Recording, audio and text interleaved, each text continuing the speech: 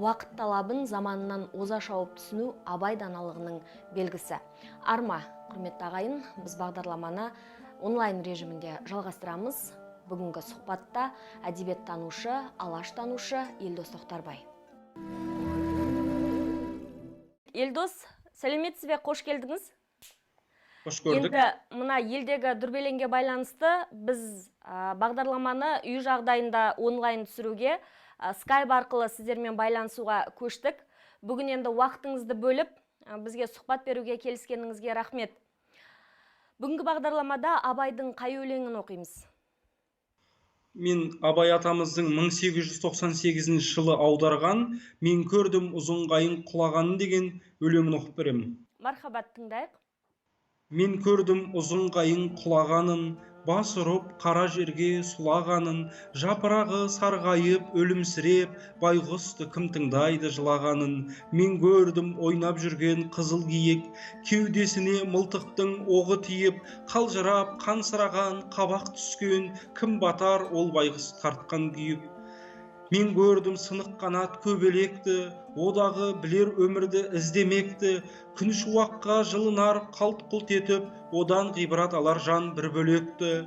Мен көрдім ғашық жардан уәдесіздік, өмірдің қызығынан күдер үздік, жылы жүрек суыды жара түсті, шықпаған шыбын жанмен күн өткіздік. Мен көрдім дүние деген иттің көтін, жеп жүр ғой біреуінің біреу етін, ойлы адамға қызық жоқ бұл жалғанда, көбінің сырты бүтін, іші түтін. Абай атамыз бұл өлеңді 1898 жылы аударған. Бұл өлеңнің негізгі түпнұсқасы немістің романсы «Разбитое сердце» деп аталған. Бұл өлеңнің түпнұсқасы 16 жолдан тұрады, Абай атамыздың аудармасы 20 жолдан тұрады. Яғни 4 шумақ түпнұсқа болатын болса, 5-ші шумақ Абай атамыздың өзінің жадынан қосылған шығарма. Бұл шығарманы талдап саралайтын болсақ, бұл Абай атамыздың аудармасының ішіндегі шоқтығы биік сүбелі туынды болып саналады. Негізгі түпнұсқада автордың ойы бұл махаббат тақырыбын жырлағысы келген. Ал енді Абай атамыз бұны мүлде арнасын кеңейтіп ерекшелендіріп жіберді. Яғни Абайдың шығармашылығының ерекшелігі 5-ші шумақта, кульминациясы сол. Бұл жерде адамның мәселесін айтып отыр. Адамның жан дүниесі, оның парасаттылығы мәселесі көтерілген. Негізгі әдеби шығарманы қазақ тіліне аударудың ерекше жолы мен түрін көрсеткен ұлттық интеллектісі зор, поэтикалық қуаты мол, күшті ақын әрі аса талантты аудармашы Абай атамыз бұл өлеңнің 1-ші шумағында «Мен көрдім ұзын қайың құлаған» дегенде тіршіліктің болуын дейді. 2-ші қырдағы ойнап жүрген киіктің жаралануы. 3-ші сынық қанат көбелектің жаралы болып ұшуы. 4-ші ғашық жардың уәдесіздігі. Бұл өмірде болатын, сіз бен бізге белгілі, таңсық емес жайт, күнделікті қайталанып отыратын, табиғаттың алмасуынан, қоғамдық формацияның өзгеруінен болатын дүние деп көрсетіп, бұған салқынқандылықпен қарайды. Ал түпнұсқа авторы негізгі айтар ойын ғашық жарының тастап кеткендігін, уәдесіз қалып, жүрегінің жараланғандығын, енді өмірдің сүрмегі, келер күндердің бекер екендігін, сөйтіп өз-өзіне қол жұмсамақ болып, аһ ұрып, өмірден баз кешіп кеткендігін көрсетіп, жылап отырған кейіпті көрсетсе, Абай атамыз оған салқынқандылық қарады. Махаббат кімнің басынан келіп кетпейді дейді. Кеудемізден шыбын жанымыз шыққан жоқ, ендеше өмірден күдер үзбейміз, тағдырдың маңдайға салғанын көріп, алдағы уақытта не боларын білмесек те, амал жоқ өмір сүріп жатырмыз дегенге келеді. Ал енді Абайдың айтпақ болғаны 5-ші шумақ. Бұл 5-ші шумақта бүкіл дүниені теріске шығаратын, жан дүниеңі сілкініс тудырып, ішкі жан дүниеңді қопарып жіберетін, өзіңді ойландыратын философиялық астары терең үлкен шығарма. Бұл жердегі айтпағы Абайдың мынау адам баласының өмірге бір-ақ рет келмегі, ондағы дүниенің баянсыздығы мен мағынасы жоқ екенін сұрау емеуріні арқылы көрсетіп отыр. Абайдың пайымдауынша, мына қызылды жасылды дүние кейіс дүние. Адам баласы өмірге жылап туып кейіп өлетін Абай тірліктегі жай ғана болмашы фактор ретінде көрсеткен.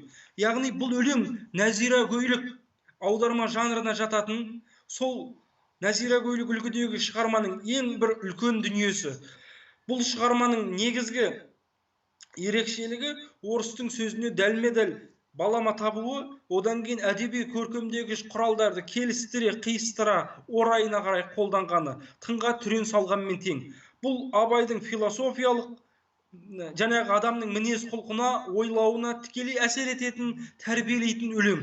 Жаңағы соңғы шумақта айтылып тұрған ойлы адамға қызық жоқ бұл жалғанда деген, адамның бұл дүниеде қанша байлықты жинасаң да, о дүниеге өзіңмен ештеңе алып кете алмайтындығын көрсетеді. Абай айтып отыр ғой, адамның дүниенің қуатын.